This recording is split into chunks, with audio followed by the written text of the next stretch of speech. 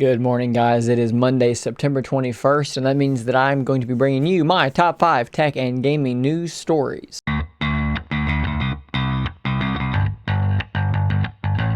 Before we get started, this is something that I do every Monday, Wednesday, and Friday, so be sure to check back on those appropriate days to get caught up on the day's news. So news story number 1 is very similar to what we talked about in this morning's episode of Podcast Revived, and that is the disaster that was the selling of the RTX 3080. Now, this should sound familiar. Like I said, PlayStation 5 opened up their pre-orders, and it was probably even a worse disaster than what Nvidia has dealt with when it comes to their 30 series cards. It appears as though bots basically bought all of them. Nvidia released a statement saying this morning we saw an unprecedented demand for the GeForce RTX 3080 at global retailers, including the Nvidia online store.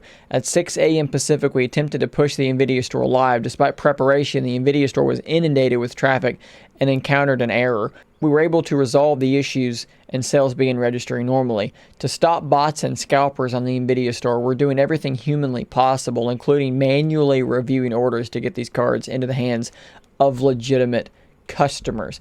And see, that really is the problem, is that bots are hitting them so hard. And that's the point of this, is that people have these bots set up to buy multiples of these cards to then go on eBay and sell them at a huge markup. It's been a really long time since anyone's released any new series of video cards that have been this hyped up, this well received, people have been this excited for. And honestly, it's something we should expect to see. The demand is there. The hype is real. So, of course, we're getting people buying these things with these bots. They're going to act quicker than the human can, buy multiples of them, and then off to eBay and secondhand sellers you go, selling them for twice as much as you paid. Should we expect this sort of thing? Yeah, we really should in today's modern era, but is it something that we look forward to? No, it really isn't. And, you know, PS5's having the same thing happen. You can go on eBay and find people selling PS5s for $800. So we've talked on this channel a few times about companies using non-Snapdragon processors in their phones, how sometimes even when the performance is decent, you wind up with worse battery life and a different imaging pipeline for camera processing of photos, so you get potentially some worse photos. To me, no one's been more guilty of this than Samsung with their Exynos processors. We actually had in-house a Samsung Galaxy S10 Plus unlocked, which means it had the Exynos processor. And while day-to-day use was fine, man, the photos on that thing were not good. Well, it looks like Samsung is going to do something pretty big to at least counter the speed issues to make their Exynos chips potentially even faster than the Snapdragon variants. So it looks like Samsung is preparing to outsource these cores to ARM, which is exactly what Snapdragon does with their chips. So instead of doing all this stuff in-house, they're just going to go to the same people that Snapdragon uses to make their chips. It looks like we're going to be featuring a 1+3+4 core configuration, which means you've got one prime core that does a lot of the heavy lifting. Then you've got 3 performance cores that can pitch in on high performance tasks, and then 4 efficiency cores to do sort of background tasks and things that don't need super high power but could benefit from lower power cores to save battery. We're talking about a potential 23% improvement over the Cortex A78, better AI and machine learning capabilities, and potentially 50% less power consumption for the same performance. We've got a leak saying that the single and multi-core scores of the Exynos 1000 powered Samsung are both higher than the Snapdragon 875 counterpart. That is actually extremely impressive if true. Now, we still need to wait and see how that imaging pipeline is, if the battery life does actually pan out the way that the leaks are appearing. But nevertheless, solid improvement rumored for the next-gen Exynos processors. So this next news story is a leak of an older device, callback to a different time, a different era when gaming on phones, mobile gaming, was really beginning to take shape. A lot of you may or may not remember, but Sony had a device called the Xperia Play, which was a pretty normal looking smartphone, a little bit thicker, but it would slide up, revealing a full gamepad underneath.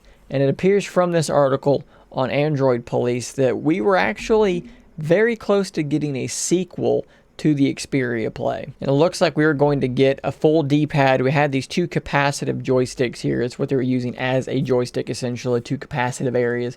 You would use it with your thumbs. The normal Sony PlayStation style face buttons.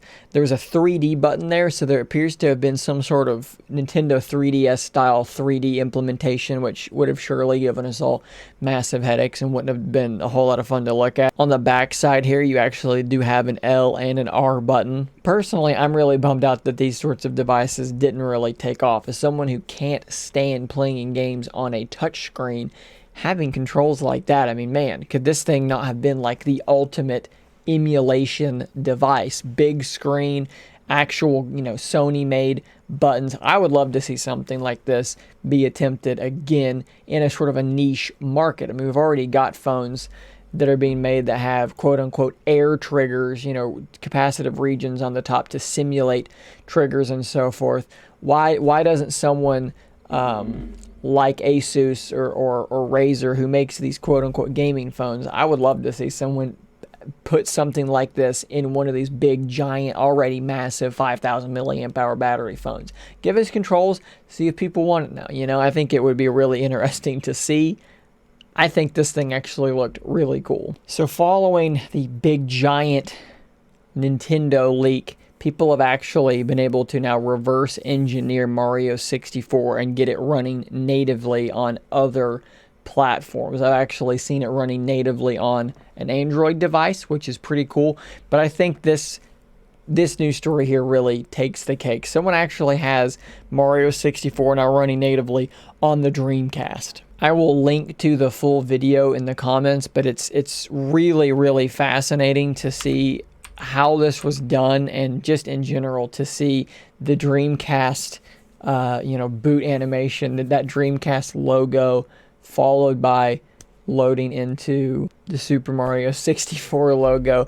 And it actually appears as though it's running pretty darn well, especially considering it's running on a Dreamcast. Now, there's obviously some weirdness here. Mario's looking a little bit strange there in this video, but all things equal, pretty crazy that they've now got Mario running on all these other devices. Our final news story of the day is that Nvidia has bought ARM. Now, ARM, as we've spoken of earlier, that's the company that makes, these Snapdragon processors. Basically, this ARM architecture, that's who this is. They make chips for a lot of people. Nvidia now has majority ownership of ARM. This was a $40 billion purchase, which goes to show you, one, how big Nvidia is, and two, how big ARM is. Now, in this story from Android Authority, they go over a lot of the details. Basically, what you need to know is that ARM will continue operating independently, so you're not going to see any major changes, out of the gate. I don't expect to see Nvidia branding on your Qualcomm Snapdragon stuff, anything weird like that. Nvidia processors, or Nvidia GPUs rather, in similar devices like that. You're probably going to continue seeing them operating as two separate entities.